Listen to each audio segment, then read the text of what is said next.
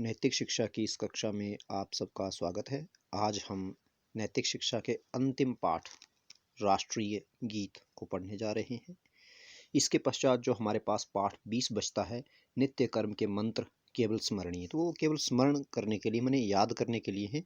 Paper में, परीक्षा में उससे संबंधित कोई प्रश्न नहीं पूछा जाएगा। और इसी पाठ के साथ आपका जो सिलेबस है संपूर्ण वह समाप्त होता है। आप संपूर्ण पाठ्यक्रम को ध्यान से पढ़ें। राष्ट्रीय गीत, राष्ट्र का जो गीत होता है उसे राष्ट्रीय गीत यहाँ पर कहा हुआ है। राष्ट्रीय गीत के बारे में आप बहुत कुछ जानते हैं और बहुत अच्छे से जानते हैं, परंतु यहाँ मैं कुछ और इस पर प्रकाश डालना चाहूँगा, रोशनी डालना चाहूँगा। आप तो रोज़ मॉर्निंग असेंबली में गाते भी हैं राष्ट्रीय गीत। सबसे पहले थोड़ी सी बात कर लेते हैं कि राष्ट्रीय गीत का इसकी उत्पत्ति, आविर्भाव कहाँ से हुई। तो बंकिम चंद्र चटर्जी द्वारा रचित वंदे मातरम को भारत के राष्ट्रीय गीत के रूप में 24 जनवरी 1950 को अपनाया गया था। 24 जनवरी 1950 को इसे अपनाया गया था। यह गीत बंकिम चंद्र चटर्जी जी थे, उनके एक प्रसिद्ध उपन्यास उन्होंने लिखा था आनंद मठ, उससे लिया गया है। इस गीत की रचना सन 1874 ईस्वी में हुई थी, ठीक उस समय जब महर्षि दयानंद ने सत्यार्थ प्रकाश लिखवाना प्रारंभ किया था। तो इस बहाने से आप याद रखें, 1874 में सत्यार्थ प्रकाश लिखवाना प्रारंभ किया था, तो उसी समय इस आनंद मठ की भी रचना हुई थी। इस गीत को सन 1896 ईस्वी के भारतीय राष्ट्रीय कांग्रेस के अधिवेशन में पहली बार गाया गया था। इस गीत को 1896 को, जब कांग्रेस का भी अधिवेशन हुआ था, भारतीय राष्ट्रीय कांग्रेस का। इस गीत को गाने का समय 1 मिनट और 5 सेकंड है। जो राष्ट्रीय गीत और राष्ट्रीय गान होते हैं, इन्हें एक निश्चित अनुपातित समय में गाना पड़ता है, तो इसका जो समय है वह है 1 मिनट और 5 सेकंड। राष्ट्रीय गीत का अंग्रेजी अनुवाद जो किया था वो श्री अरविंद घोष ने किया था, इंग्लिश ट्रांसलेशन इसका। तो चलो अब आगे इसको पढ़ते हैं।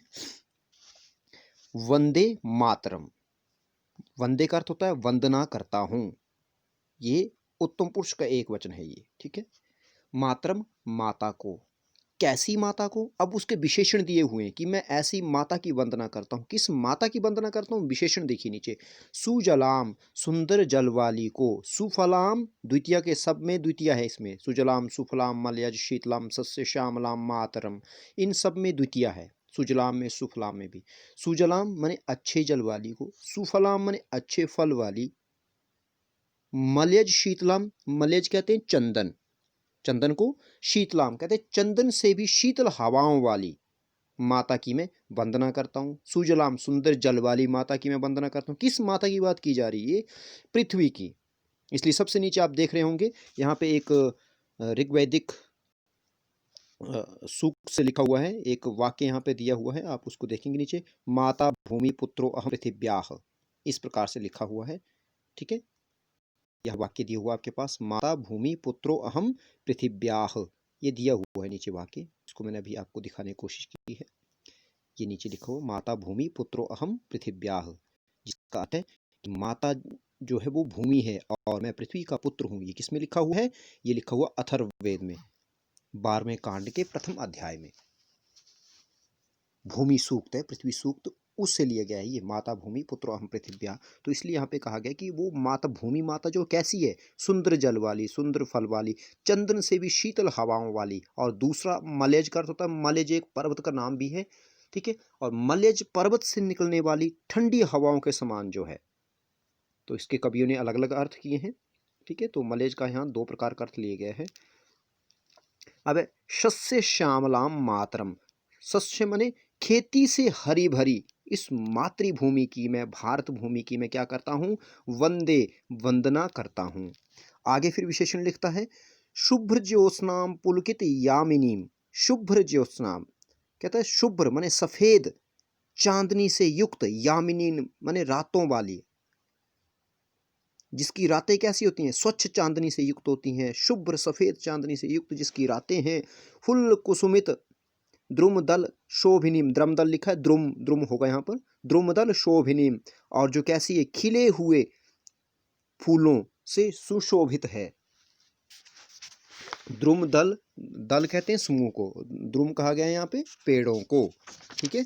तो इसका अर्थ यहाँ पे हुआ कि खिले हुए फूलों वाले वृक्षों से शोभा देने वाली, सुहासिनी सुंदर हास वाली, और सुमधुर, समधुर नहीं हो गया, सुमधुर भाषिणी अर्थात सुंदर या फिर मीठा बोलने वाली, जिसकी बोली कैसी है, मीठी है, और सुखदाम सुख देने वाली, वरदाम वर देने वाली, मातरम इस मातृभूमि की मैं वंदना करता हूँ।